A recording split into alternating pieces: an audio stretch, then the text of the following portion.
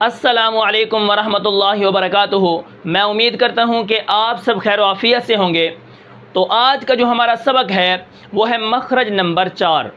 جیسا کہ آپ کو معلوم ہے کہ کل جو ہمارا سبق تھا وہ مخرج نمبر 2 اور نمبر 3 تھا۔ آج جو ہمارا سبق ہے وہ ہے مخرج نمبر 4 اور حلق کا آخری مخرج ہے۔ یعنی جیسا کہ آپ کو معلوم ہے کل ہم نے حمزہ ہا عین ہا کا مخرج پڑھا تھا، اور آج جو ہمارا مخرج ہے وہ ہے غین اور خا کا۔ ٹھیک ہے، تو چلیے دیکھتے ہیں کہ وہ کیسے شروع ہوتا ہے۔ اب یہاں پر دیکھیں ادنائے حلق، یعنی کل میں نے آپ کو 2 مخارج پڑھائے تھے حلق کے۔ ایک جو سینہ کی طرف ہے حمزہ اور ہا یہاں سے ادا ہوتے ہیں، پھر وسط حلق یعنی حلق کا درمیان والا حصہ، اس سے 2 حروف نکلتے تھے عین اور ہا، اور یہ جو ہے یہ ہے ادنائے حلق، یعنی حلق کا وہ حصہ جو منہ کی طرف ہے۔ یہاں سے حلق جیسے اوپر آتا ہے منہ کی طرف، تو یہاں سے 2 حروف نکلتے ہیں۔ کون کون سے؟ یہاں پر کیا ہے 2 حروف نکلتے ہیں۔ کون کون سے؟ نمبر 1 غین، غین غین، جہاں سے غرارے کرتے ہیں پانی ڈال کے نا، غین۔ تو یہاں سے دیکھیں، یہاں سے غین معجمہ یعنی نقطے والا ادا ہوتا ہے۔ ٹھیک ہے، اس کے بعد یہاں سے دوسرا حرف کون سا نکلتا ہے؟ وہ ہے خا، خا خا۔ ٹھیک ہے، غین خا ایک ہی جگہ سے ادا ہوتے ہیں۔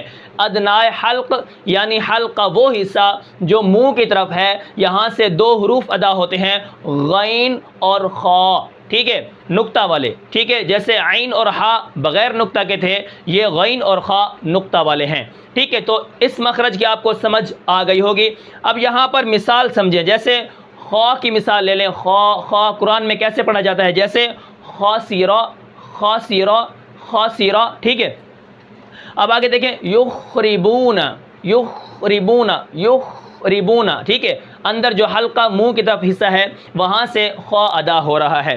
اب یہاں پر آگے اگر غین کی مثال لے لیں تو جیسے غا، غا، غائبین۔ ٹھیک ہے، اس کے بعد دیکھیں فراغت، فراغ، فراغ۔ تو یہاں پر آواز جا کے رک جاتی ہے کیونکہ میں یہاں پر کیا ہے غین کو ادا کر رہا ہوں۔ یہ ہمارا مخرج نمبر 4 ہے۔ ٹھیک ہے، کل ہم نے جو سبق پڑھا تھا اس پر تھوڑی نظر ڈال لیتے ہیں۔ ٹھیک ہے، کل ہم نے کیا پڑھا تھا؟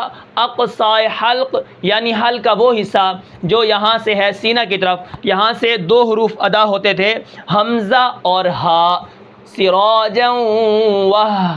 ٹھیک ہے، یہاں سے ہا ادا ہوتا ہے، جیسے ان، ان، یہاں سے حمزہ ادا ہوتا ہے۔ ٹھیک ہے، اس کے بعد آگے جو تھا وہ تھا وسط حلق یعنی حلق کا درمیان والا حصہ، اس سے 2 حروف نکلتے تھے۔ کون کون سے؟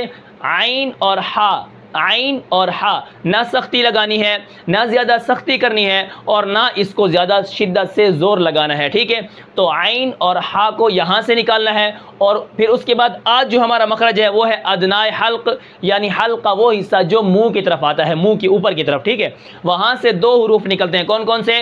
غین اور خا۔ تو یہاں سے مخرج چلے آ رہے ہیں، منہ کی طرف آ گئے ہیں۔ انشاءاللہ کل جو ہمارا مخرج ہوگا وہ کیا ہے؟ قاف اور کاف کا ہوگا، قاف اور کاف، کیونکہ اس کے آگے پھر قاف اور کاف ہی آتے ہیں۔ ٹھیک ہے، اب یہاں پر 2 سوال ہیں وہ آپ جان لیں۔ اب یہاں پر نمبر 1 جو سوال ہے وہ ہے ان 6 حرفوں کو کیا کہتے ہیں؟ یعنی حمزہ ہا عین ہا غین خا کو کیا کہتے ہیں؟ ٹھیک ہے، اب ان 6 حرفوں کو حروف حلقی کہتے ہیں۔ ٹھیک ہے، کیا ان 6 حرفوں کو حمزہ ہا عین ہا غین خا کو کیا کہتے ہیں؟ حروف حلقی کہتے ہیں۔ ٹھیک ہے، اب دوسرا سوال کون سا ہے؟ وہ یہ ہے کہ ان کو حروف حلقی کیوں کہتے ہیں؟ ٹھیک ہے، اچھا، تو اس کا جواب کیا ہے؟ ان کو حروف حلقی اس لیے کہتے ہیں کیونکہ یہ 6 حرف حلق سے ادا ہوتے ہیں۔ حمزہ ہا عین ہا غین خا، یہ حلق جو ہے یہاں سے لے کر یہاں تک اس سے 6 حروف نکلتے ہیں، حمزہ ہا عین ہا غین خا۔ ٹھیک ہے، تو آج ہمارے جو مخرج نمبر 4 ہے وہ مکمل ہوا، اور حروف حلقی جو حلق سے 3 مخرج نکلتے تھے وہ بھی مکمل ہو گئے ہیں۔ اور انشاءاللہ کل جو ہمارا آنے والا سبق ہے وہ ہے مخرج نمبر 5، قاف کا مخرج ہے، اس کے آگے کاف کا مخرج ہے۔ تو انشاءاللہ ایک ایک کر کے ہم مخرج پڑھتے جائیں گے اور ان کی تفصیل کو بھی اور ان کی مثالوں کو بھی جانتے جائیں گے۔ تو میں امید کرتا ہوں کہ آپ کو یہ مختصر سبق سمجھ آیا ہوگا۔ پھر ملتے ہیں انشاءاللہ اگلے مخرج میں یعنی اگلے سبق میں، تب تک کے لیے مجھے اجازت دیجیے۔ اللہ حافظ۔